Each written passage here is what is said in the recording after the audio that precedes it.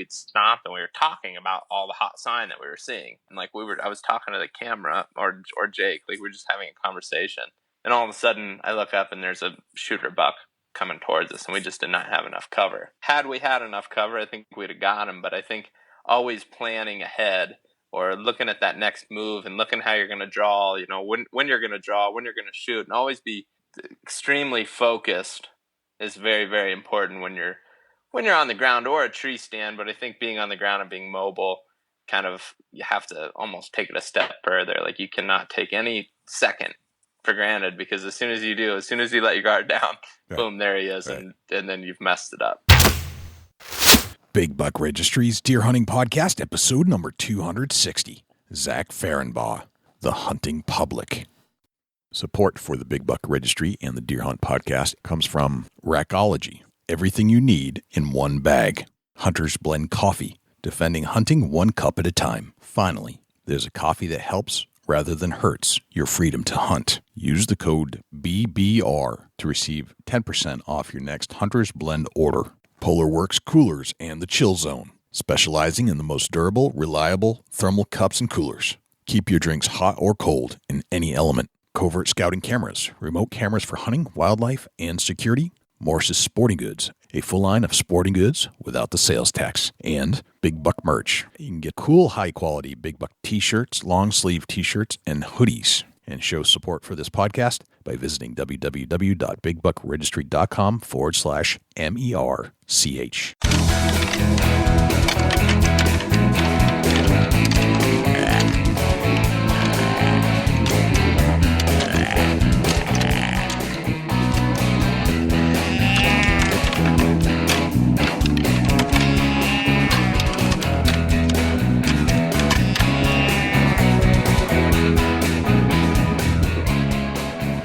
Big Buck Registry is a virtual museum of hunting stories. We preserve a piece of Americana by interviewing and recording hunters about their hunts and experiences from across the country. And who knows, maybe we'll learn a thing or two along the way that'll help us take our hunt to the next level. Hi, this is Barry Wenzel from Brothers of the Bow and Trophy Whitetail Boot Camps. I'm not really sure what a podcast is, but you're about to push play on what is now my favorite podcast, Big Buck Registry's Deer Hunting Podcast. Hi, this is Dan Infold from HuntingBeast.com. You're about to listen to one of my favorite podcasts, Big Buck Registry's Deer Hunting Podcast. This is John Eberhardt. I've been hunting out of a saddle since 1981. I'm about to listen to my favorite podcast, Big Buck Registry's Deer Hunting Podcast. Hello, ladies and gentlemen, and fellow predators. My name is Jay, and thank you for tuning in to the Big Buck Registry's Deer Hunting Podcast. For Dusty Phillips and Jim Keller and the entire staff here at the Big Buck Registry, welcome to this week's show. There are a couple things I'd like you to do for us if you could. If you would, please check us out on iTunes, subscribe, and leave us a review. With your help, we're going to try and push this show up the iTunes charts. I know we have a lot of listeners out there, and I need you to take some action. I need you to leave a review and subscribe to the show. If you do subscribe, that'll give you access and notification each and every week that a new show is released. You can also access this show in its entirety on YouTube, Stitcher, TuneIn Radio, iHeartRadio, Spotify, Google Play, and as an Amazon Alexa skill. Go to Alexa and say, Alexa, enable Big Buck Registry. It's all right there for you to access on demand at your fingertips. Regarding the harness program, we have an ample supply of harnesses to give away from our volunteer donors. If you're in need of a full-body harness, please send an email to j@bigbuckregistry.com. Zach FERENBAUGH is an integral part of the media company The Hunting Public, where he is helping to bring the masses unfiltered public land hunts from across the country. Following in the footsteps of great hunters like Dan Infold and the group from Whitetail Adrenaline, Zach and his partners are finding ways to successfully hunt those high-pressured public lands and deliver the hunts along the way using the latest media distribution mechanisms like Amazon Video, YouTube, and podcasting. Zach shares his strategies and techniques that he uses to locate and bring down big, mature whitetail bucks. We'll get to our entire interview with Zach FERENBAUGH in just one moment, but before we do, let's hear from our friends at Recology, Hunter's Blend Coffee, and Jim Keller with the Deer News. I still can't believe that's all you're taking. I got everything I need all in one bag.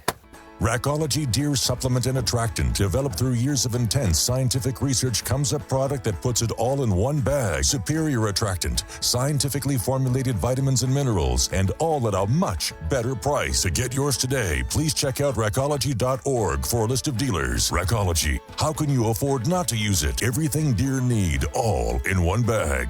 Hunter-friendly coffee retailers are great, but ever wonder where they buy it from? Now there's a company that imports directly from farmers, zero middlemen, roasts it, and ships it right to your door. From the farmer's fields to your morning cup, Hunter's Blend Coffee has been in the hands of hunters. Through their giving, your coffee supports the RMEF, Whitetails Unlimited, and Women's Hunting Associations, and many others. Now you can defend hunting one cup at a time. Not bad for a cup of coffee.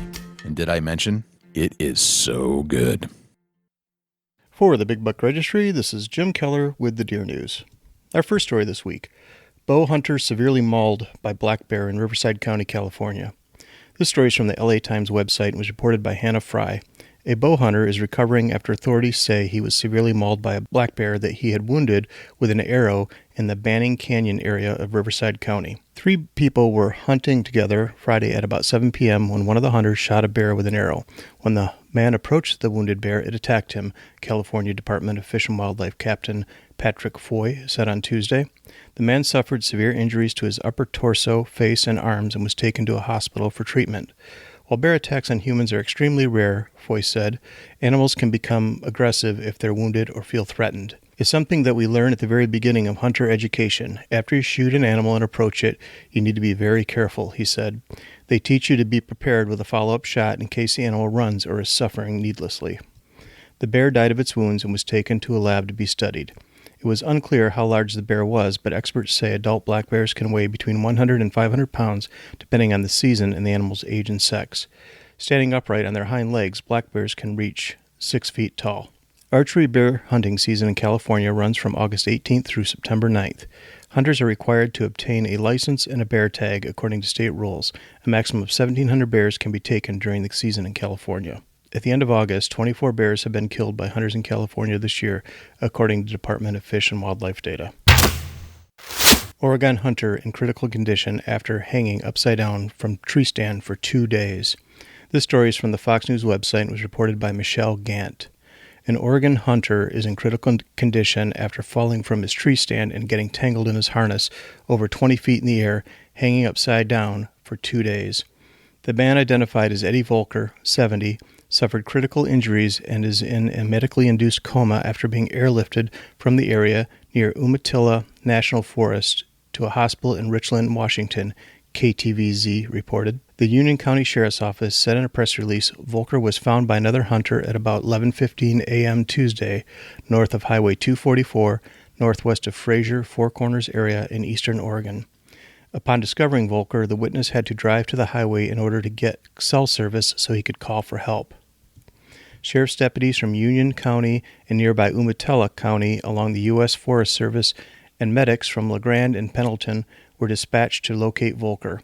While crew members were getting him down with a bucket truck, Volker lost consciousness and his heart stopped beating because blood flow that had been cut off to his lower body was suddenly restored, according to KTVZ. He was then taken by ambulance to a makeshift landing zone where he was then transported to the Life Flight helicopter that took him to Cadlick Regional Medical Center, according to the press release. A Volker's family friend, Jeanette Jacoby, told the East Oregonian he was put in a drug-induced coma Wednesday after doctors performed a procedure to relieve pressure on his brain. While Volker was breathing on his own for a while, he had to be placed back on a ventilator Thursday. Jacoby said Volker had been alone on the hunting trip, aside from his dogs. His family has since retrieved them along with some of his gear. She also said the family is thankful to the rescuers and everyone who helped rescue Volker. Interior Department okays deer hunting near Philadelphia International Airport. This story is from the Fox News website and was reported by Janine Puhak. Hunting enthusiasts in the Philadelphia area have a new opportunity to pursue their game locally as the U.S. Department of Interior has announced that white-tailed deer hunting will be allowed in a national wildlife refuge adjacent to Philadelphia International Airport. Allowing only bow and arrow, the hunt will be limited to 10 days a year on the 1,000-acre expanse. In a September 7th statement, Secretary of the Interior Ryan Zinke officially greenlighted hunting and John Hind's National Wildlife Refuge, noting that the move is part of his efforts to expand community access to public land. Slated to begin in 2019, the refuge will be closed to the public on hunt days, WHYY reports. In addition, no more than 12 hunters will be allowed to hunt per day and will be assigned by lottery with preference given to youth first-time hunters, disabled hunters, and veterans. The move to open up the hunting of white-tailed deer in the refuge is part of over 251,000 acres of new or expanded hunting and fishing opportunities at 30 national wildlife refuges across the country's National Wildlife Refuge system. American sportsmen and women contribute over $1 billion a year to fund conservation. Without hunters and anglers, we wouldn't be able to conserve wildlife and habitat. Without access to our public lands like national wildlife refuges, many hunters would have nowhere to go, Secretary Zinke said in a release. The last thing I want is to see hunting become an elite sport rather than a tradition passed on from generation to generation. Today's announcement protects critical conservation funding and ensures sportsmen have access to public lands for generations to come, he added. According to WHYY, deer in the refuge were previously killed by U.S. Department of Agriculture's Wildlife Services and the meat donated to state food banks. Iowa squirrel hunter accidentally shoots own brother on first day of season. This story is from the Fox News website and was reported by Michael Bartiromo. On September 1st, the opening day of Iowa squirrel hunting season, a 50-year-old man accidentally shot his brother, 55, at the Brushy Creek State Recreation Area, the Iowa Department of Natural Resources has reported. Sal Boonpan and his brother Cor were hunting with two others when Cor accidentally shot Sal in the upper body, authorities believe.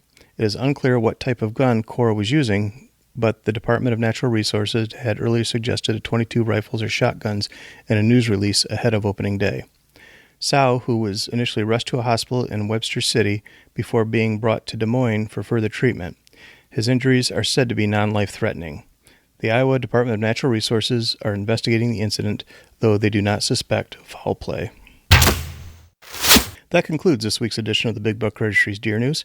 Special thanks to Daniel Applebaum as well as Ken DeRosiers for leads on some of the week's stories. For links to the stories featured this week, please check our show notes at www.bigbuckregistry.com. If you have any ideas for future topics or have questions about any of these topics, please email me at jim@bigbuckregistry.com. For the Big Buck Registry, this is Jim Keller with the Deer News. Well, thanks to Jim Keller for the Deer News. Without further ado, here is Zach FERENBAUGH from the Hunting Public.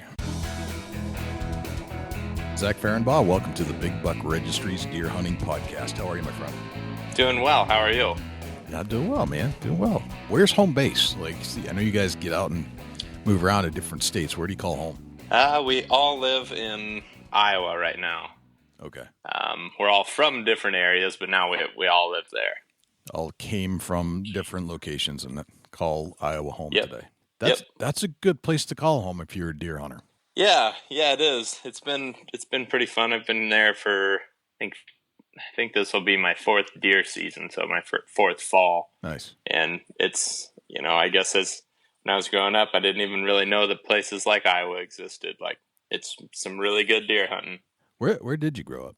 I grew up in western Ohio, so pretty flat area, not a lot of timber, small woodlots, lots of farmland, lots of people. Lots of hunters, and I grew up there, but my parents' family, like my grandparents and all their friends, they were from eastern Ohio, so east of Columbus, about an hour, and that area is pretty good for hunting. And I grew up hunting mostly there on like my grandpa's farm and then public land in that area, and then went to college in southern Ohio, southeast Ohio, and there's lots of public land down there. And just totally different habitat. It's really hilly down there. In all timber, hardly any ag. So I guess just a lot of differences in the areas that I hunted growing up, and I think that's pretty cool because I don't know that every state necessarily has that, or everybody has the opportunity, I guess, to hunt different areas within a state even. As you're describing that, I'm picturing this in my head because I just drove that. I just visited Dusty down around Dayton, and he lives in the western part of the state. And I drove home to New Hampshire, and I drove kind of across the country into that hilly area. And you're right. I think Ohio is unique in a sense because you have this vast agriculture that you get in the Midwest, but it's also got some of the hilliness of some of the New York and West Virginia type feel to it. So I don't know if there's another state in the country that's like that. Yeah, like I said, I feel pretty fortunate to have grown up in that state, just because there's so much of different habitat, terrain, and I guess once I started traveling, it wasn't as much of a shock because just traveling within my own state growing up, and I got to see at least 3 totally different areas, and I think it just kind of made traveling and hunting, like what we're doing now,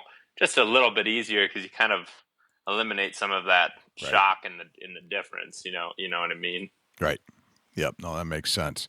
You're Ohio's a fantastic deer state in and of itself, but you were drawn to Iowa. Why make the change? Well, I was I got done with college. I was trying to figure out what I wanted to do, and I started applying for internships and actually got an internship with Midwest Whitetail. And I worked with them for a season. And then once I was done with my internship, I got hired on with them. So I moved out there full time. And I guess, I like, well, and then I just haven't left yet or up to this point. And I think that Iowa is a good, fun experience. And I think that, as a deer hunter, it is a really cool place to live. But at the same time, I like other areas, and I'm excited about hopefully someday, living in a different state and really getting to learn, the public areas around, just somewhere else. Just continuing to move and learn new areas, I guess, is of big interest to me. I think Iowa is just a cool, and I feel pretty fortunate to, have got to have learned that state, or at least the area that we live in. And, I think it's a dream for a lot of hunters. So, I can't complain about it. Of all the states that you've hunted so far, is there a favorite? Man, that's a tough question. I think they all have, their cool, unique, things about them. Like some states I like because there is a little bit more pressure. Some states I like because, the habitat is pretty cool and unique. I like them all for their own reasons, and I would hate to pick one. Yeah. It's kind of like I do like Ohio. I'm a little bit biased, maybe I really like Southern Ohio. Yeah. Especially for like turkey hunting, but as far as actually picking one, it's tough. They all have their unique challenges, and I guess that's what I like so much about traveling. I think it's akin to Scotch. There's not a bad Scotch. They're just better Scotches. Mm-hmm. So each state, each hunting opportunity presents itself with different flavors and tones and experiences, but none of them are typically bad overall. Yeah. I think as long as you go into it I think the key with traveling and I guess having fun and enjoying every state you go to is, setting realistic goals, whether you're hunting, deer, turkey, elk, or predators, whatever you want, whatever you're after. Like if you set realistic goals for that state based off of hunting pressure, amount of habitat, amount of other hunters, just in general, I think that, that's a big key to, having fun and really at the end of the day, having success. To me, having success is having fun and learning a new area. And I think if you get too caught up in, unrealistic goals for the area, then you can kind of take away from that experience. Yep, I agree. Did you have anybody that was, or that you would consider a mentor growing up that taught you how to do all this stuff? Yeah, my dad. I hunted with my dad and my grandpas, and I would say, and then some of their friends as well. Like we always had every year we'd have like the deer and turkey camp where for a week out of the year we'd go and we'd camp and we'd hunt public land and hunt deer and turkey. And, those guys that were at camp, they all had a huge influence on, me and my friends, and I think that's a cool thing to have. And I think at the time, I really liked it and I really enjoyed it, but I didn't realize how important that was at the time, especially when I was, 12, 13, when I first started going to camp. It was like, those guys taught me a lot about hunting just by sitting around and at camp and telling the stories and talking strategy, and then, hunting with all of them at times. I think that all that just kind of was combined into, I guess, what I am today. I think I learned a lot from all those people, and I'm very I feel very fortunate that I was influenced by other hunters. I think that there's a lot of people, no matter what age they get into the sport, they don't really have somebody, and they're kind of relying on media. And I think media can be good, but it can lead some people down the wrong path. Yeah. And trying to, gain knowledge for hunting. Your partners in crime, Aaron Warbriton and Greg Clements, is he part of your clan? Yep. Tell me about those guys. How'd you meet those guys? Well, I met them working at Midwest Whitetail, and they have similar backgrounds. Aaron's from Missouri, Greg's from Nebraska. Grew up hunting, small pieces of private land and public land, just like I did. They had family, friends, and kind of mentored them as they were growing up. And then once they got to college, they wanted to do something within, I guess that kept them outside. I know Aaron always wanted to, be in hunting, filming, or editing, and he pretty much did that all through high school and college, and then got a job at Midwest Whitetail. And then Greg, for a while, did a little bit of deer research. He was working in Nebraska doing deer research, and he was doing a lot of studies on deer. Like, he was trapping deer, he was shooting them with darts and tagging them, and just all kinds of different deer studies. I don't even know all the details of all that stuff, but eventually he wanted to get a little bit more into the filming and editing, and he got a job at Midwest Whitetail, I think maybe just the year before Aaron did. And then a couple of years down the road, I came along, and we just hit it off because we all had the same kind of background and the same, our interests were really evolving and kind of trying to think outside of the box all at the same time. And it was fun to just have people to, we weren't at home, we weren't hunting with our old hunting buddies anymore, but it was nice to have other people. And there were other guys too at the time, Eric Barber and John Lewis, Luke Nissen, were all people that were working there at the time. And we, it was fun to have a group where we could just bounce these ideas off of and try new stuff. And I think that's really ultimately how it ended up working out. And, all those people that I mentioned, we're all still close today, always calling each other, texting each other, about what's going on and what we're thinking about. And I think that that's kind of the cool thing, probably the coolest part about what we do is, not only do you have, your hunting buddies from back home and all the people that you've hunted with and met over the years from back home, but now you've got, people that you've met through work and through different companies and just really the kind of that culture that hunting, it can just bring people together. And I think that that's really cool. And I think that we've been pretty lucky to meet a lot of cool people over the years. Gotcha. Looking back over the way the mediums have evolved over the years, if you go back, it seemed like the VHS tape and books, how-to books, how to deer hunt, were the medium of choice for guys in the 80s and early 90s. And then along came DVD, and the books and the VHS tapes have gone by the wayside. They're dinosaurs. Now the DVD has become a dinosaur, and I don't think you guys even dabbled in that. It's gone the way of the VHS tape. But you have embraced, from what I can tell, all the newest mediums that are available to distribution of content between your YouTube channel, your podcast. Looks like you're even getting some shows into Amazon Prime, and I didn't check this. Maybe you're even on Netflix. I don't know, but what is it that not Netflix? Not Netflix yet. Okay, so Amazon Prime is right there with that stuff. Yeah. I'm a Prime member. I certainly would, tune into this kind of thing.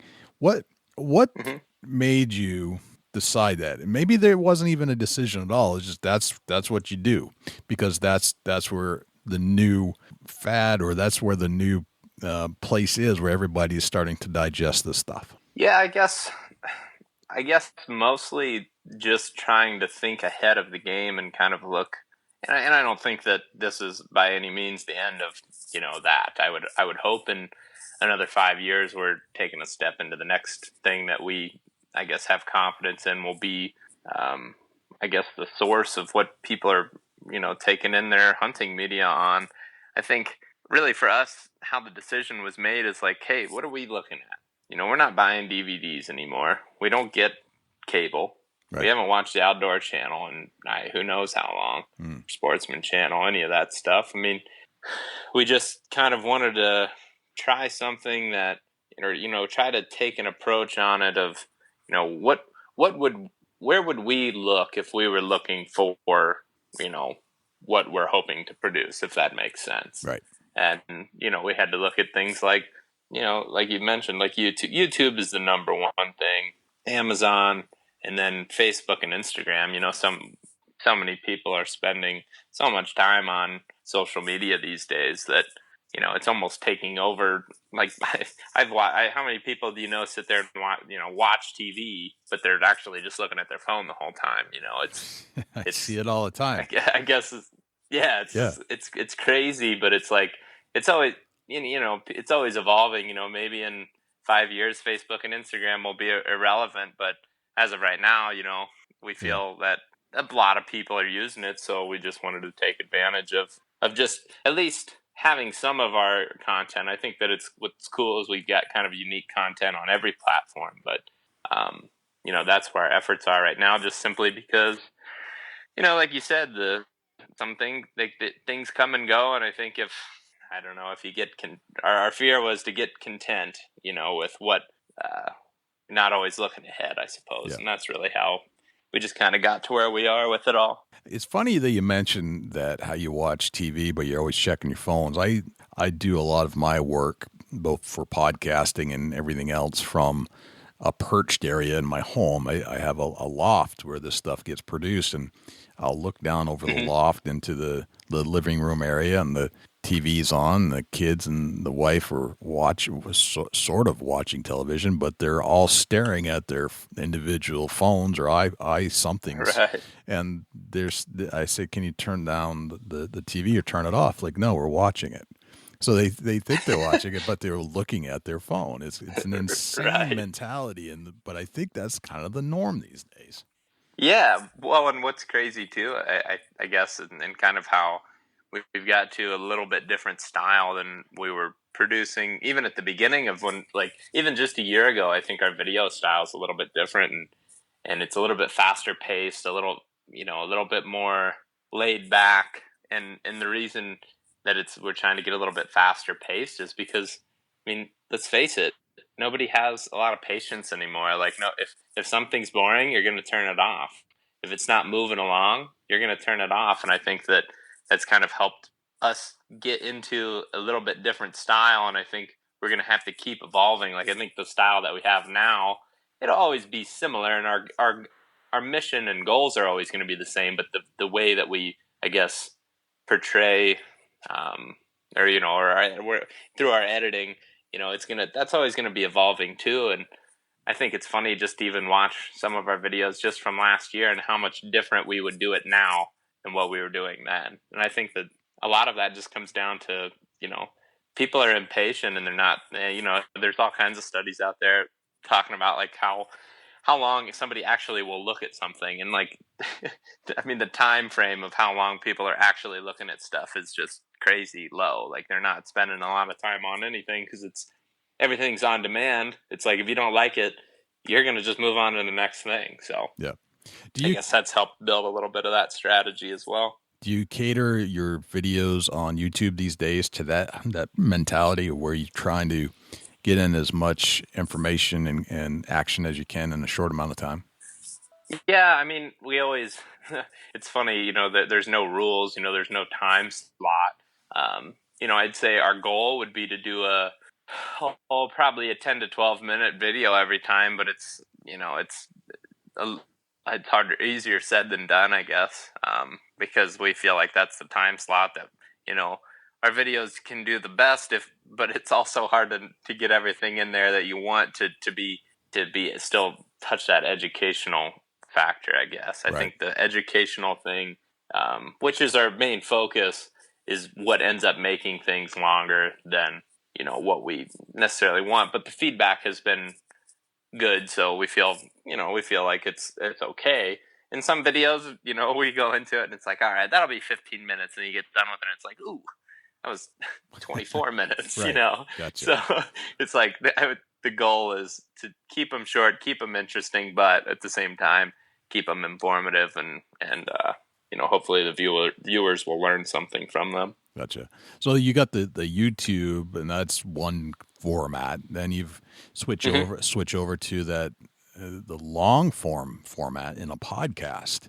How was it for you guys to sit down and kind of change speeds there, where you're digging into every little nitty gritty detail you can get, and not really, I'd assume, not editing nearly as much as you would on a video?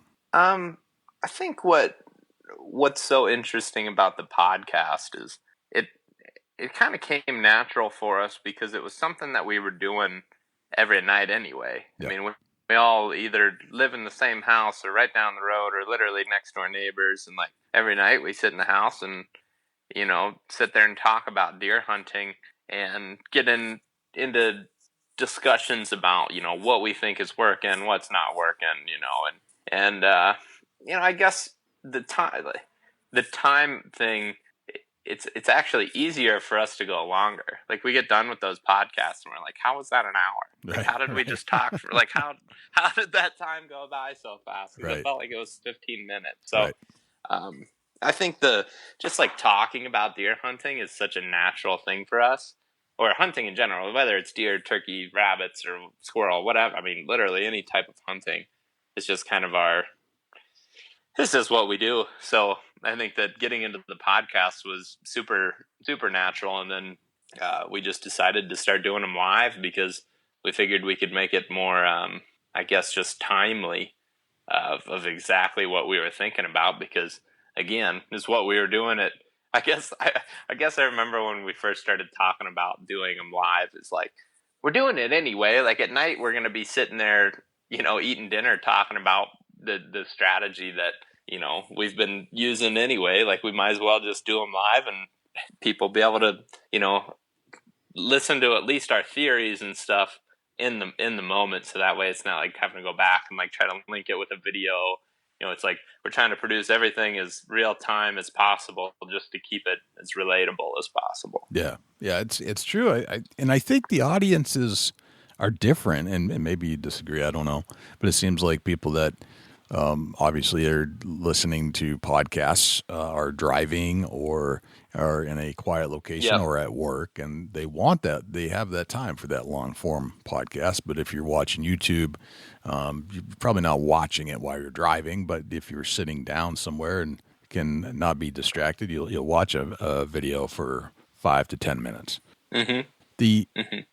Yeah, I think just having the podcast, so we have it on our Facebook Live, but then some of them we put on YouTube, and all of them we put on iTunes and Podbean. So I think the nice thing is you can kind of, whatever way you want to take it in, like you said, everybody's a little bit different, however you want to take it in. I think that there's a version of it for everybody out there. And then I think the big leap was to go to a format where you could get paid for people to see the stuff. I mean, I know YouTube has their mechanisms and certainly their sponsorship, but to make that leap into Prime Video on Amazon, that to me is like the old DVD, but that's how everybody's doing it. Like if you want to watch a DVD, this is how you're going to do it these days. Plus it has the TV kind of feel to it too, where you can go episode by episode. Right. And yeah, we're just, I guess, trying to not limit ourselves to one thing too much is the big thing. You know, we've kind of got multiple different types of media out there, and we're just trying not to keep it too like I said, all eggs in one basket, because if at one point somebody stops listening to podcasts or stops watching YouTube, like we don't want to be like, oh no, what are we gonna do now? So. It makes sense to me. I think it's smart for you guys to be in all these different arenas. And I think more of this Amazon video, Netflix video was probably be even more warranted down the road. It's a la carte. I want it now, and this is what I want, exactly what I want, kind of thing. Yeah. Yep. That makes sense. How was the process? I think this is one question that some people may be having right now, because I see different people that want to do what you're doing. Then they try to figure out, well, where should I be? Should I be on Instagram? Should I be on Facebook? Should I be on Pinterest? Should I be on Amazon? Should I have a YouTube channel anymore? Should I have a podcast? What's your opinion? Where should people be today? I think that as of right now, I think the biggest thing is to have a product that people, are going to, they're going to watch or listen to on demand, something that's different, but then just have it on, I guess, what are you using, or what do you think that your target audience is using? And for us, our target audience, is our age, or I guess anywhere from, a 10-year-old getting into hunting to, people that are our parents or grandparents' age, what are they looking at? And a lot of them are looking at, everybody's kind of making that transition to the social platforms, and as of right now, YouTube or Netflix, Amazon, a lot of people are taking in their media that way. Yeah. So I think the big thing, if I was going to tell somebody where to start, I think start with maybe one or two things, and then really, you ask like, how's the process, or what is the process like? It's a lot of work, because it's just a lot of staying consistent. I think that, like I tell people, it's like I'm a lot of times making sure that we're posting enough to Facebook and Instagram, and replying to messages and comments, and it's like, oh yeah, well, that's your job. Well, it literally can take every waking hour. It's like, if you're not staying consistent on it too, is I think where that's where we've been fortunate enough to grow, is we're just like working as hard as we can at it, and it is a grind. And I think that that we are fortunate to where we're able to do stuff that's really fun, but it's also just tons and tons of work, and sometimes it can get like very stressful, just because there's so much to be done all the time. But we're feeling good about it, and we're continuing to grow. So gotcha. Just got to keep grinding at it, I guess. What was the process like to jump into Amazon? I think that's something that people are curious about. Like, yes, I think most people will say that that's the next frontier, so to speak. But what's the process? I mean, was it complicated? Was it as easy as a YouTube thing or creating a podcast, or is it pretty much all the same? I guess I have never been the one to deal with it as much. Greg and Aaron are mostly kind of in charge of that aspect of things. Okay. But as far as I know, it wasn't like anything totally crazy.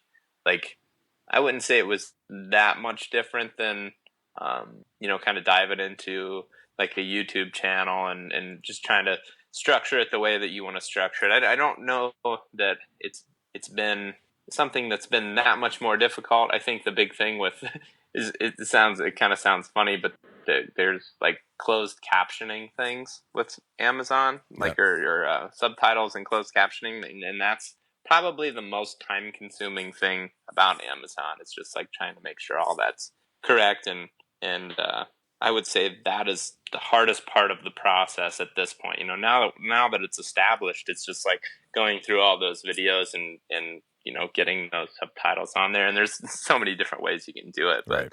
we do it all ourselves just to try to save money, and it's time consuming. Right. That makes sense. So in order to have an audience of any sort, I know for sure you have to have good content. And looking at all your stuff on all formats, it's all really good content. And I would say that it's illustrated by the request that I had to have you guys come on my show here.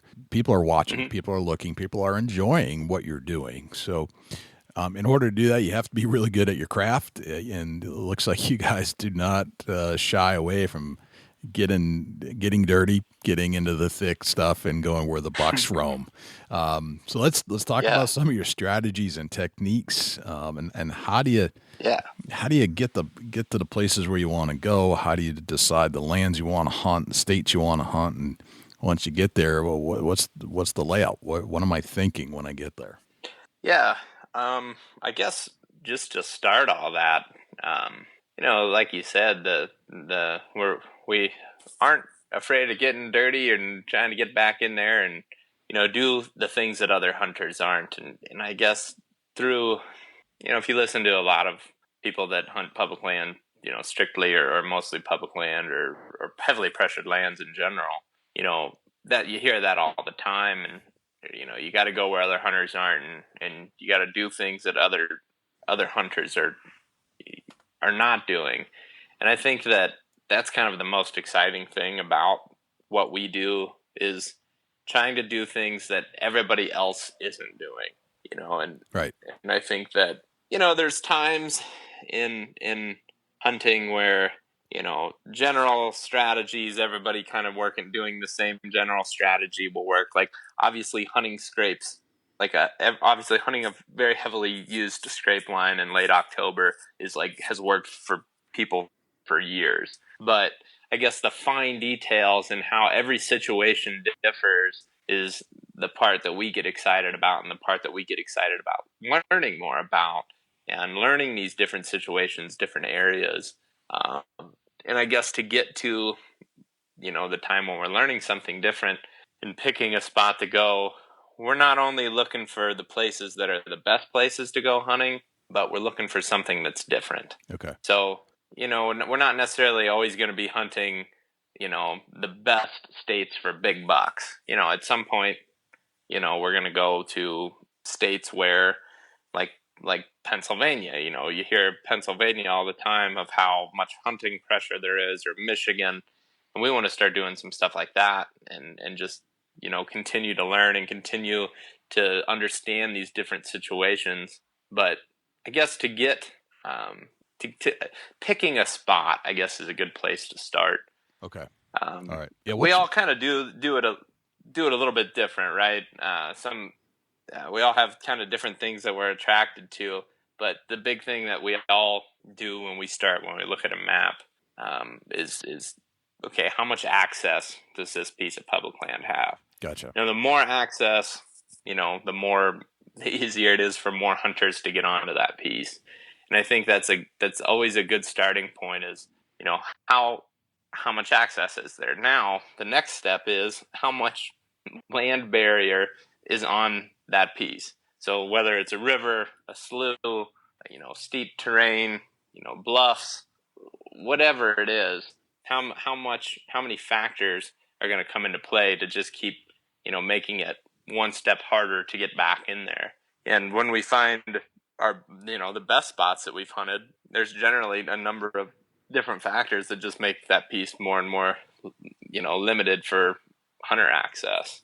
I guess that's kind of something that you hear across the board, but, we're always trying to dig into more situational type tactics when we, just because we don't want to be too generalized, if that makes sense. It does. And hunting public land, I think that makes as much sense as you can about public land. Is, yeah, there might be some deer there early on, but it's so accessible that the deer won't be there for very long once the season starts. So you got to plan to maneuver where the other hunters probably aren't going to venture out to go, because who knows why they don't go there.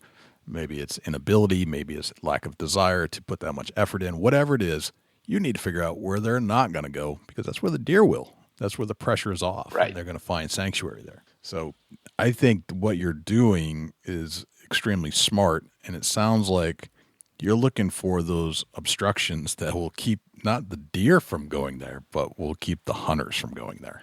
Yeah, and when you find it, it gets pretty exciting, because you can find the type of sign that you're looking for, and it makes setting up a lot easier when you've got an area where there's not much. I mean, there may be pressure surrounding the spot, but it makes picking a spot to set up once you've found that kind of secluded area a lot easier. And it's a process, and it's a struggle, and it's a process of elimination. It takes a lot of looking at maps, driving around, putting boots on the ground. We always say we're always scouting one way or another. Like, it doesn't matter if we're there, or if we're sitting at the computer, or if we're just simply driving around a general area. You're always looking at what deer are doing in a given area, or where it's going to be harder for people to access. Just constantly scouting. And I think that whether you're hunting public or private, that should you should be, or if you're looking for more success or looking to improve, and learn and continue to learn, you should always be scouting in some fashion. Yep.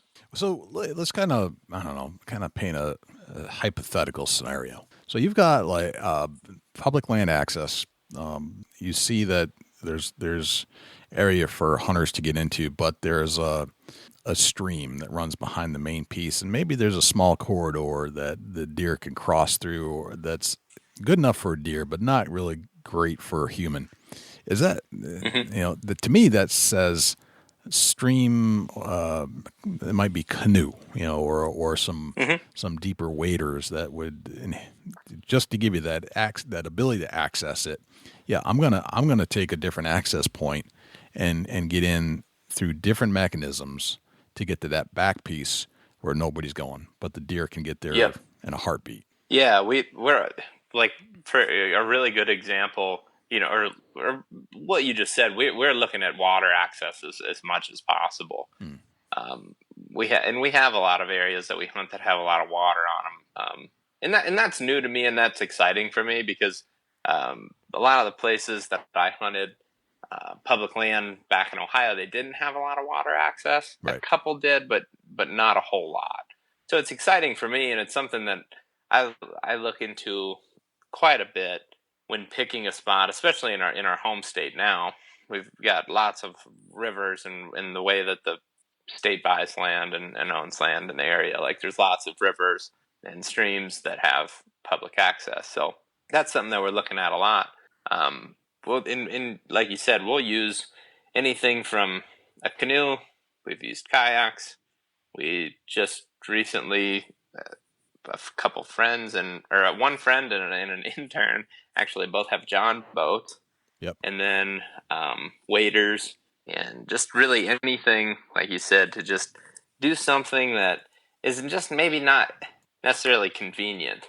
If it's inconvenient, then that just is eliminating huge portions of hunters, and I think being willing to do stuff like that can really increase your odds of getting in the right types of locations on public land. Gotcha. How do you decide? Even if it's, honestly, I was going to mention one more thing. In Ohio, a lot of the stuff that we hunted was so thick. I mean, like, seriously, just painfully thick, to where, like, deer aren't even walking through it. If you can find a way to get through that, I don't know if it's buying an expensive pair of brush pants or something, but anything to just, I guess, separate what you're doing from the bulk of hunters is just going to help, like I said, get you in the right positions. Gotcha. Let's take a little coffee break and hear from our friends at Hunter's Blend Coffee and Recology. And then when we come back, we'll continue our conversation with Zach FERENBAUGH from the Hunting Public. I still can't believe that's all you're taking. I got everything I need all in one bag.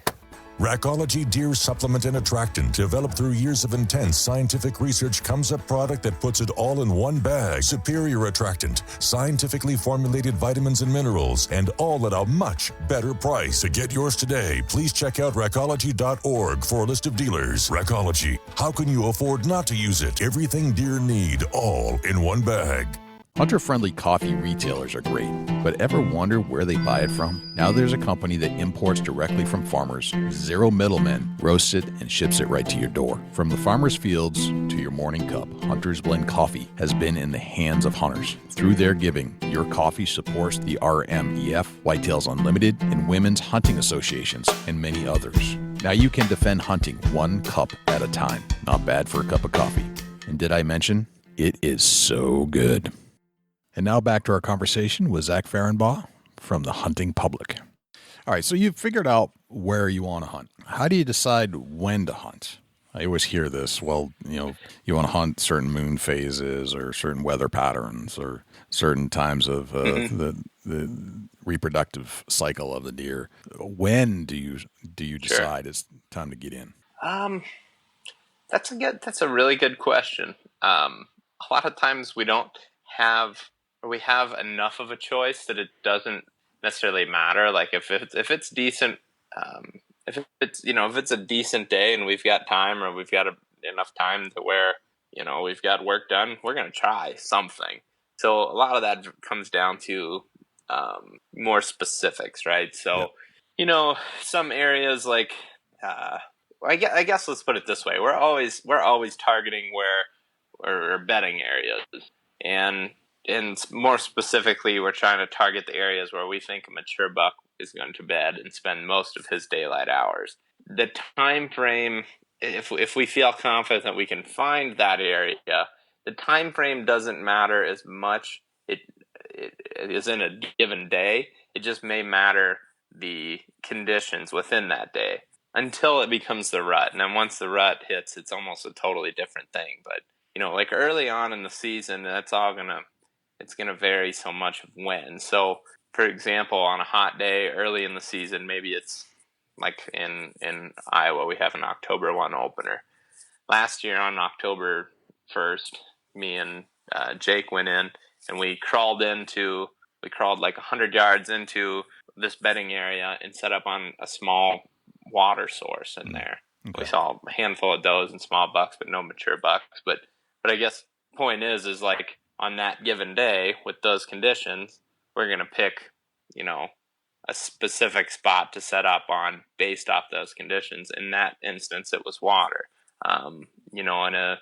Maybe it's a windier day, first cold front of the season, and we know that there's a good bedding area where there's likely a mature buck or two, and really close, there's some oak trees that, with that high wind and that cold front is going to knock some acorns out of the tree. Maybe on that given day, we pick that specific, stand site or setup or whatever. But it's all really relative to, even specific days or specific little chunks of time. Like it's so hard to say exactly when, because we truly believe that if you've got the opportunity to go hunt, you should go hunt something. You should go try something. You should have enough ideas or places to hunt, whether it's a mixture of public and private or all private or all public, whatever. Like you should have enough ideas that you can bounce around and try different stuff and different strategies for every given day.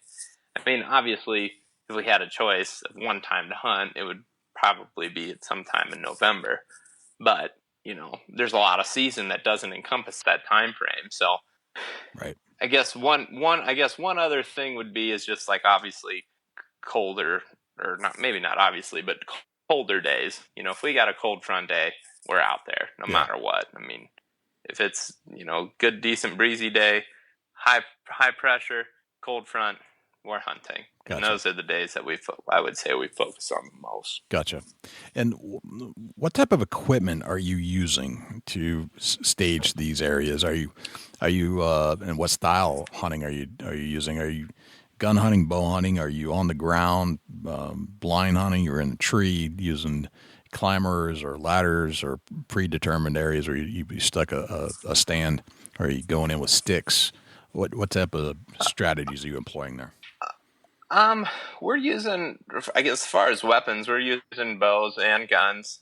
Whatever season it is, we like doing both. We like the challenges of both. We don't necessarily feel like, as far as weapons go, that hunting public land, they both offer their wide variety of challenges. But as far as gear, we like to be mobile. We don't like to be, I guess, going to setups more than once. We will, and we have, but we like to stay mobile. So we use hang-on tree stands with minimal amounts of sticks.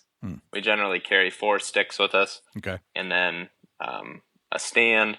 We would like to get into we're really excited about at some point trying saddle hunting.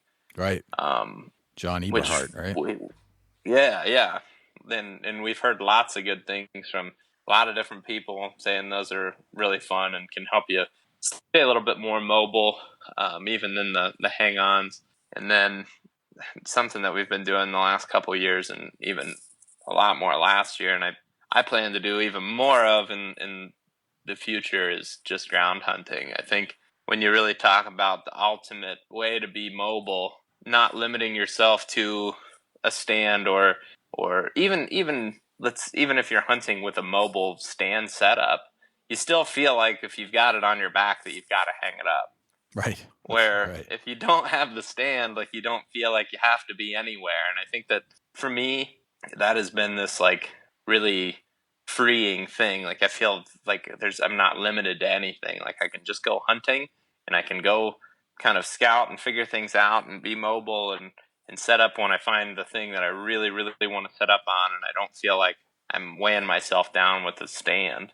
And to do that, hunting on the ground, we've tried to get a little bit creative with kind of how we blend in. We've been wearing ghillie suits or leafy suits.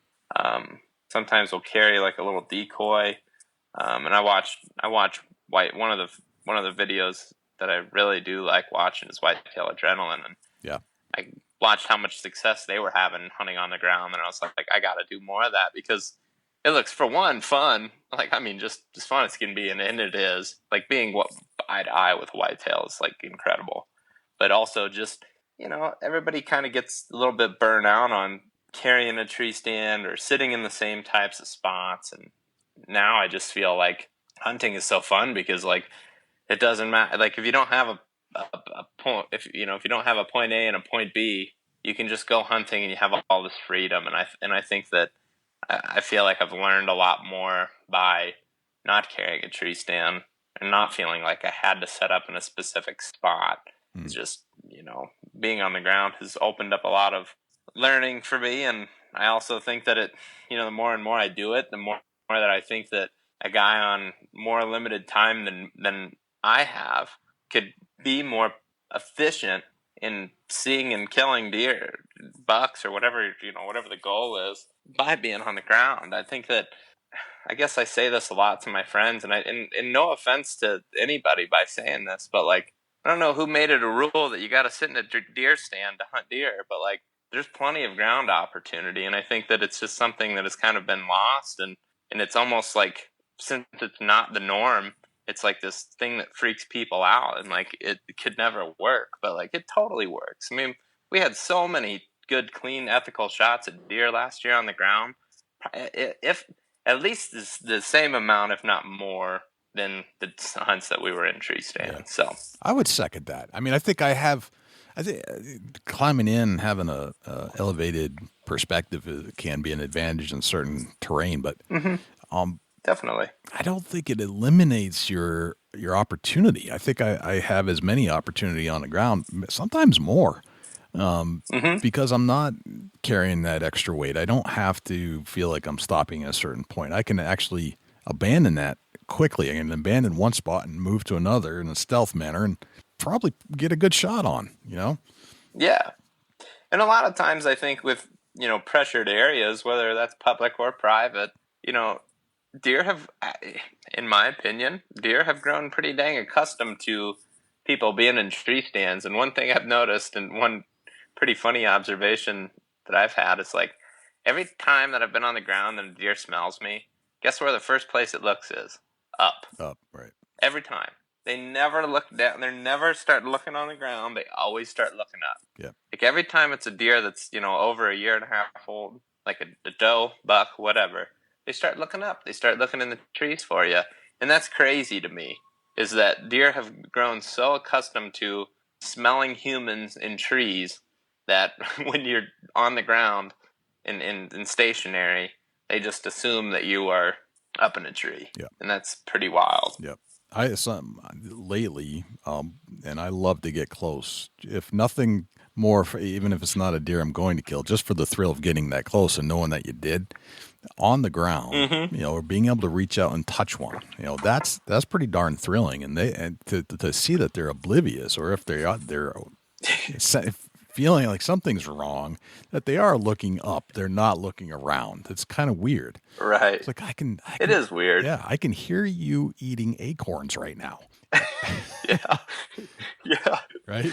That's how close you can get on the ground, and they don't seem to care if you're hidden well enough, or either with the right camo or in the right makeshift blind, whatever it is. Plus, and I found that good cover scent or scent elimination seems to help tremendously. Yeah. See, it's interesting you say that, and I think that everybody's got different opinions on it.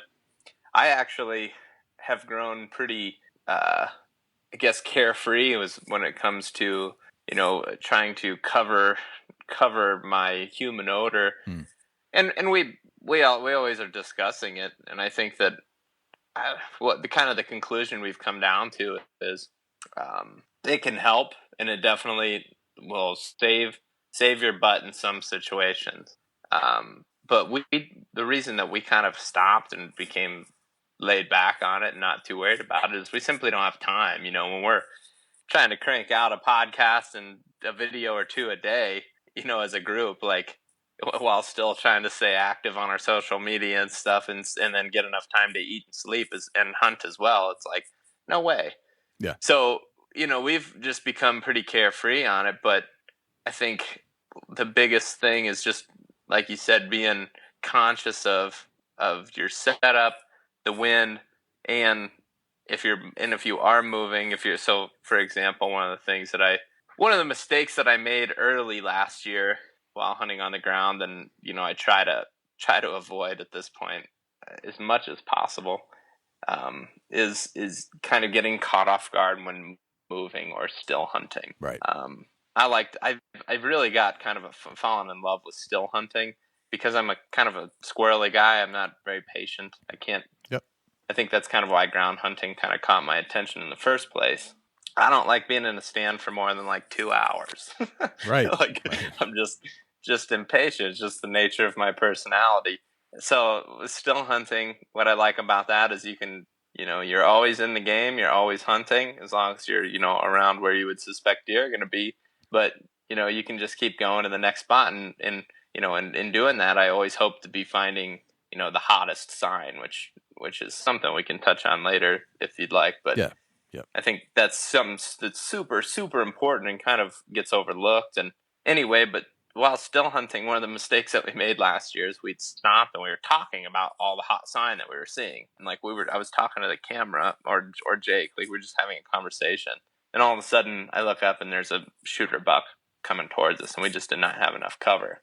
Gotcha. Had we had enough cover, I think we'd have got him. But I think always planning ahead, or looking at that next move and looking how you're going to draw, when you're going to draw, when you're going to shoot, and always be extremely focused is very, very important when you're on the ground or a tree stand. But I think being on the ground and being mobile, kind of, you have to almost take it a step further. Like, you cannot take any second for granted, because as soon as you let your guard down, right, boom, there he is, right, and then you've messed it up. Yeah, I appreciate what you said about the scent, although I tend to go a little crazy with the scent control. I think it does help in when there is a slight breeze and you can get close even if there is. But I think everybody's got a different experience on that. But if you look at the guys, as you had mentioned, from Whitetail Adrenaline, I don't think they shower for weeks. And when they go out on their road trips and, they're getting as close as anybody, and they're going to Walmart and buying some cheap khakis and using spray paint for camouflage. So I don't know if it really matters a ton when it comes right down to it.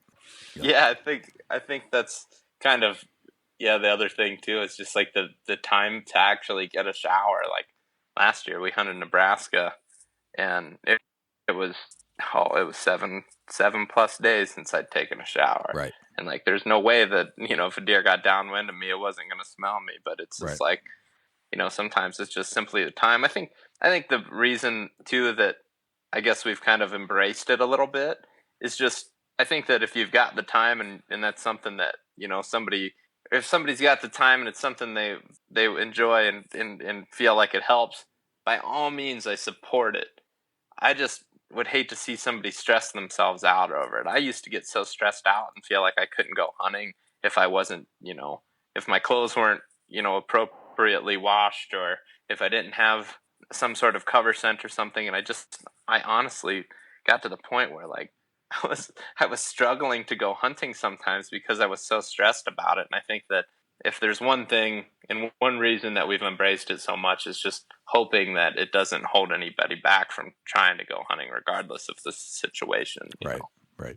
No, that makes sense. So let's jump right into what you mentioned there too. What is hot sign? When do you need to pay attention? So I think it's going to differ for, a lot of different states and what your deer density is. But I always say it like this. It's like when I find for the area that I'm hunting, like what I would think is the maximum amount of fresh sign. And that's going to be tracks, droppings, rubs, scrapes, beds. When I start to get like, you kind of get bird doggy, all of a sudden you're like, ooh, that's a fresh scrape. And you look 20 yards ahead and you're like, ooh, that's a big rub. And then you finally hit a transition line or something. There's just trails and big tracks and stuff coming out of it everywhere. To me, that's telling the hunter that this is where the deer are right now. And I think there's other ways to do it.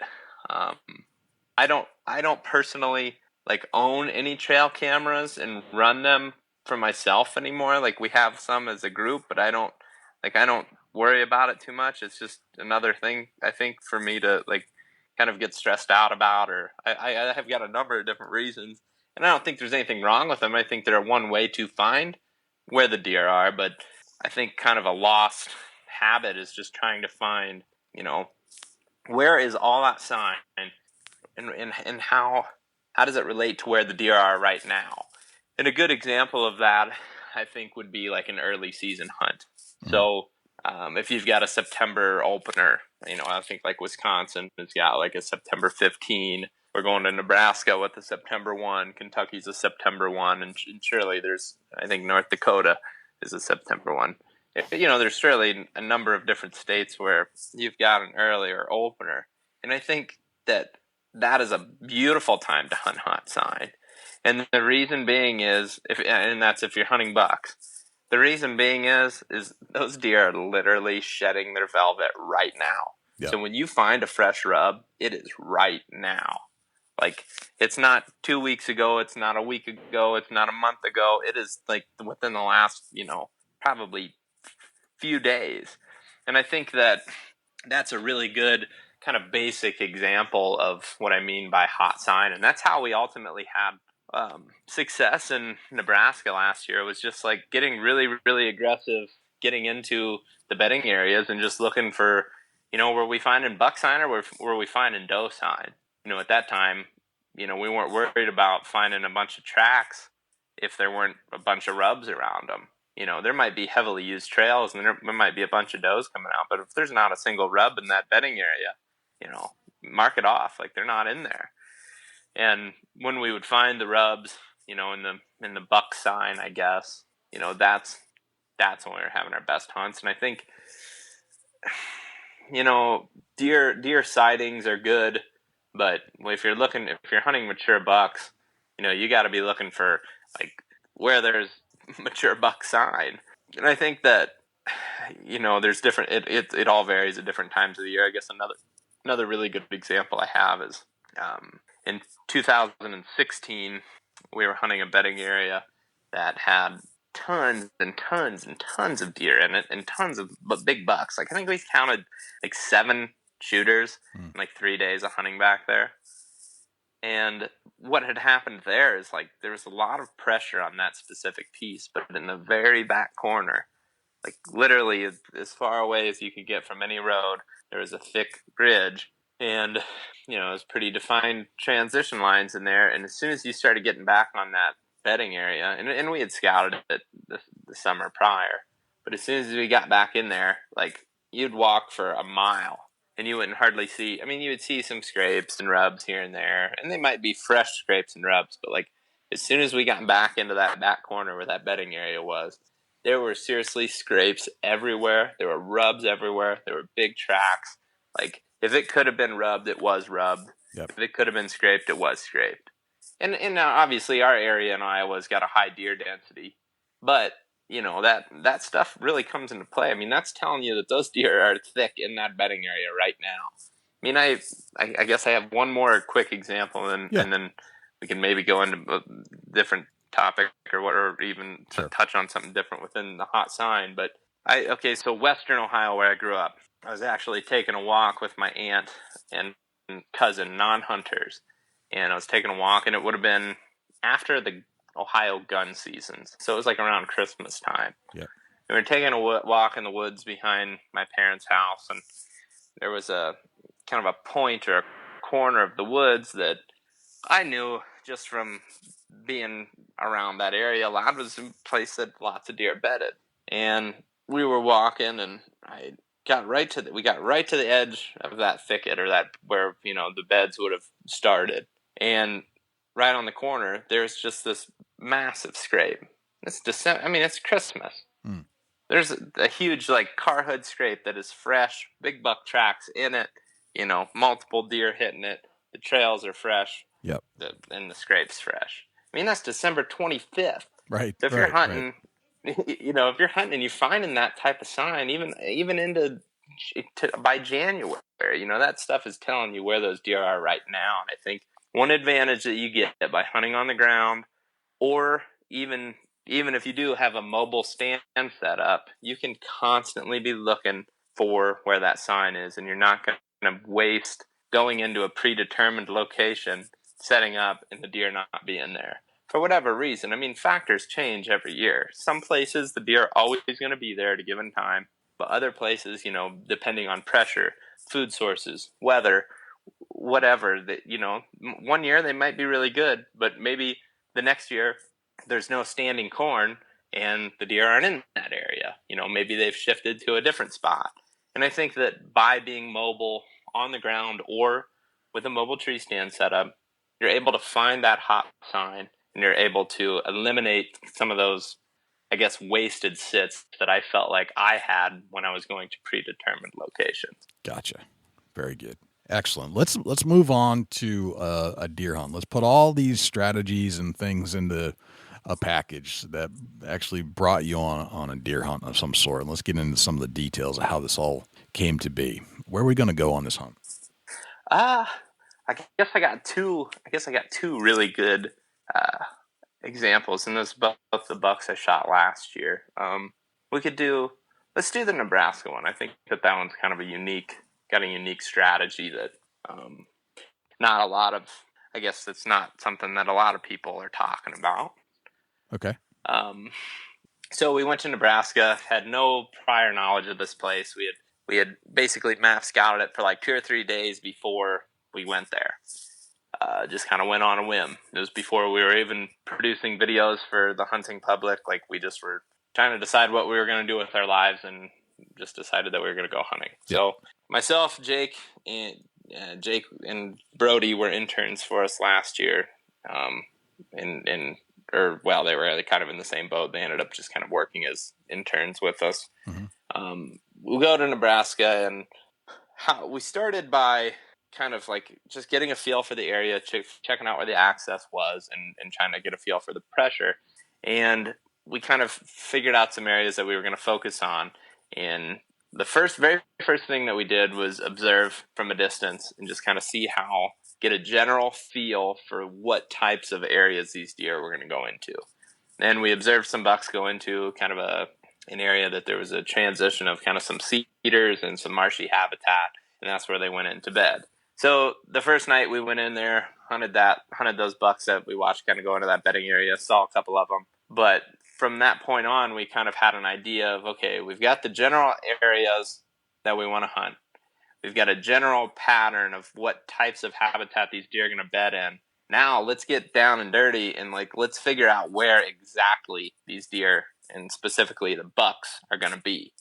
Because you're still taking a big area and you're trying to shrink it down, right? Because the what looks to be the right habitat is still pretty generalized. So what we would do is we would just go in morning or evening and we would just still hunt through a whole potential bedding area.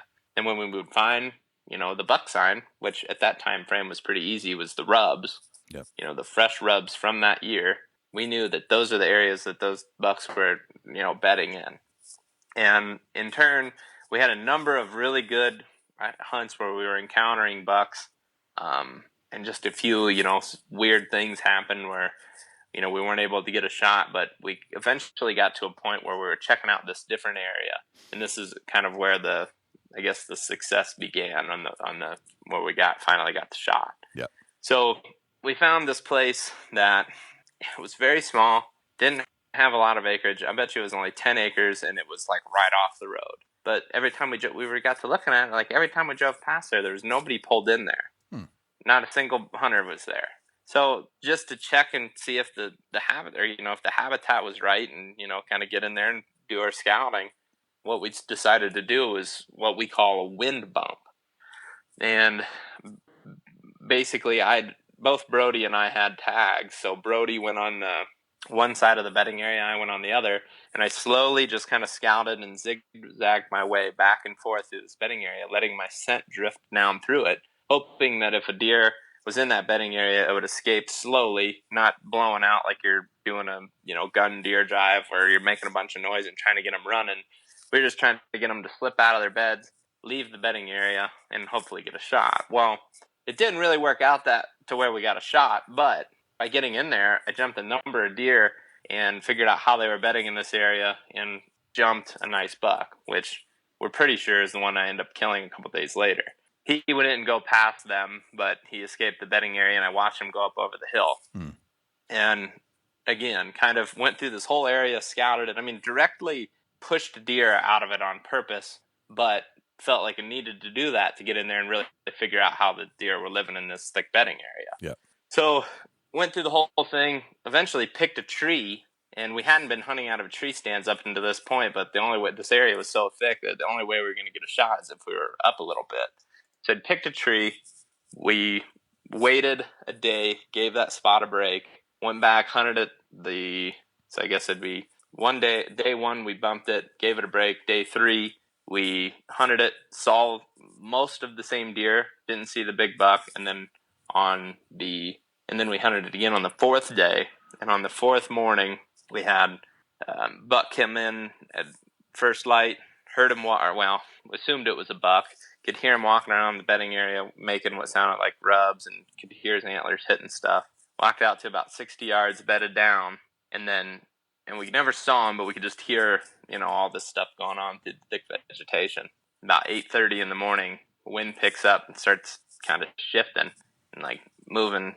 I guess it was real calm, and then it moved from real calm to a pretty steady south wind. And when that wind picked up, in our theory, he was getting up to move and shift his bed just based off how the wind was changing. Yep. And in turn, he walked to 10 yards, and we shot him at 10 yards. So I guess that's kind of one of the cooler, processes that I've had on a hunt up to this point, just because it was so, the tactics were so much different than what, I guess I had always read. And, I would always read, never hunt the mornings in September. Well, every hunt that we had that we saw nice bucks was in the morning. Right. like, and to eventually get to the spot where we killed the deer, like I spooked them all on purpose, and like, no, I guess not a lot of people would be totally excited to do that, but we were, and we felt like it was a good strategy, and it ended up working.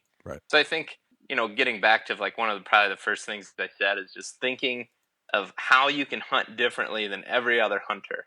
How can you think outside of the box and be in an area where not everybody wants to be, or how do you do something that not everybody wants to be? In this situation, it was just being mobile, trying to avoid that hunting pressure, and then getting aggressive and figuring out where exactly they wanted to be, and it ended up paying off. That's so smart when you put that in perspective. Yes, you get all these rules, right? These things that you got to follow based off of what everybody thinks to be true. And it seems to be the one time or the few times that you changed up against the rules that everybody lives by is when it all happens your way. I think that's so smart. Yeah. I mean, how many times have you heard, like, and I hear this all the time, and I used to say it too. I mean, like, I think it went over my head, or I know it went over my head, and it's probably still will continue to go over my head in some situations. It's like, how many times you hear a guy say, man, I went into that stand and knew the wind was not quite right, but I figured I needed to try it. And that was the day he killed it. Right. Right. How many times have you heard somebody say that? I mean, like, pretty much every time. Right. Like every time, like you said, you do something a little bit different, a little bit off from what you would typically do. Is ultimately when it pays off. I think one good quick point to kind of back that theory up again. We had a cool conversation a couple weeks ago with Todd Prignitz from White Knuckle Productions, and I didn't realize it, but he only the property that he owns is only 63 acres, and he will never hunt he won't hunt these set stands the whole season. Like he's constantly bouncing, even on 63 acres. He's constantly moving, trying to go on it, go after these deer on a different approach, just so that the deer aren't patterning him. And, I think we do that on such a, our group does that on such a big scale that we kind of forget about thinking about it on such a small scale. And that was really interesting to me. It was just to hear his strategy on, kind of basically tricking the deer out of his pattern. Like he was going to almost let them pattern him and then come after him from a different approach. And that's how he killed most of the deer that he kills, from what it sounds like. So smart. It can be on public, private, whatever. I think just thinking outside the box is really key. Right. I'm with you, man. I think that's a great illustration of why you should switch it up frequently. Mm-hmm. Yep. Very good. All right. I've got 10 rapid fire questions for you, Zach, and I didn't prep you for these, but I'll just blast through them here. What's your number one hunting tip of all time? Think outside of the box. Excellent. We all have these things that we got to have with us when we hunt, whether it's a good luck charm or something else, and we just kind of feel naked without it. What's that one thing for you? Binoculars. If I don't have binoculars, I'm just like in pain. It's just like painful. Right. So important to me. You're no longer that superhero without the binoculars, right? Yeah, exactly. A mere mortal. That's funny. Yes. What's your biggest pet peeve in life? I actually just answered this for something else today. My biggest pet peeve is being too conservative and not being aggressive enough. Okay. I'd rather be too aggressive and mess stuff up and learn from the mistake than sit back and not learn anything. Gotcha. That's my biggest pet peeve. Get aggressive. Yep, that makes sense. How old are you today? I am 25. 25. All right. What would you tell the 16-year-old Zach, knowing what you know today? I would tell him that don't get content, because I feel like at one point, especially around the college time frame, and part of that as I was getting more into fishing and other things as well at that time frame, but I just kind of got content with deer hunting. Not as much with turkey, but with deer I just got content with, some of the things that had worked in the past, and I wasn't thinking outside of the box enough. So gotcha. That's the one thing that I would really try to pound home to myself at that age is, don't get content. And I don't want to get content now. I don't want to get content when I'm 50. I hope to never do that. Right. That's smart. Very smart. All right. You're at a hunting convention somewhere in the world, and a stranger comes up to you and asks you what you do for a living. What do you tell him? I say I produce or film and edit and produce hunting videos that are on YouTube, and I do that with a group of friends. Nice. And that's pretty much what I tell them. I think it's sometimes hard for people to totally understand, but generally, right. It creates some more questions. It seems like today you could just say I'm a YouTuber, and people are like, oh, okay. Yeah, YouTuber. I think it depends on the age class, you know, to a certain degree. Is like, right. That makes sense. All right, you. What did you have for breakfast this morning? Oh, eggs. Always eggs. Eggs. Excellent. Love eggs. Love eggs myself. You get your own billboard on the side of a highway. Can't get enough in the mornings. Yeah, got that right. Bring me all the eggs and bacon that you have. Right. Yes. You get your own billboard on the side of a highway, and it's a blank canvas. You can put anything you want on it. What would it say? Maybe a hashtag of some sort. Man, it would be something totally silly. I try not to take things too seriously, so okay. I guess one of the things, maybe something that I said just recently in a podcast that we did was we were talking about just like not caring too much about the type of buck that you shoot, or not caring, like we're trying to, always keep a level head of like, it's not about the size of the buck. And I said, nobody's going to care about your mounts when you're dead, to kind of put it into perspective. So maybe that's what I would say. Nobody's going to care about your mounts when you're dead. Have fun hunting or something like that. I like that. That's pretty good. No, that's really good. I think that's kind of what I stand for right in this moment, at least. I'll second that. That's outstanding. All right. If I say the word successful to you, who's the first person that pops into your head and why? Successful. I think that one of the biggest takeaways that I've ever learned from somebody, and one that just like, it's a simple, one of probably more of the simpler things that he says, and I'm referring to Dan Infault. He said, every time you see a deer, specifically, and even more so a mature buck, think about why he's there. Why is he there in that moment? And, really try to pick that apart. And I think that is like one of the most successful things to me. It's not about shooting the deer as much as it is constantly learning and not being content. Right. And I think that him saying that is success. Right. Dan, I think that is success. Dan is a very smart deer hunter. Whatever he says goes. Absolutely. Definitely. Yep. Yeah. At least be thinking about it. That's right. You better think about what Dan said. All right. Yeah. What's a typical day in your life look like?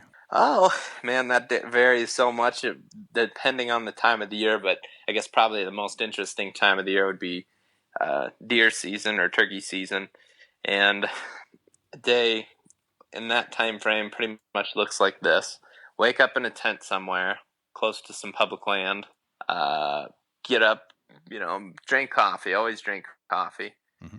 Probably do a little bit of work, get ready to go hunting, hunt, get back to, camp or some sort of civilization at some point, and edit or work on, answering messages and emails and all that stuff, and pretty much work together with the group of guys that I'm with, and just do what we got to do to get the work done. And a lot of times that's a heck of a lot later than what we want.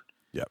Go to sleep and do it all over again. And generally the sleep time, honestly, and I'm not even kidding when I say this, like, we're lucky if we're getting 4 hours of sleep during hunting season, and that's what makes it such a grind. It's like you're doing all this hunting and working and not really getting much sleep, and there's the hunting part of it's really fun, but sometimes the work can get to where it's wearing you down pretty good. So wow. I would say that's a pretty standard day during the hunting season.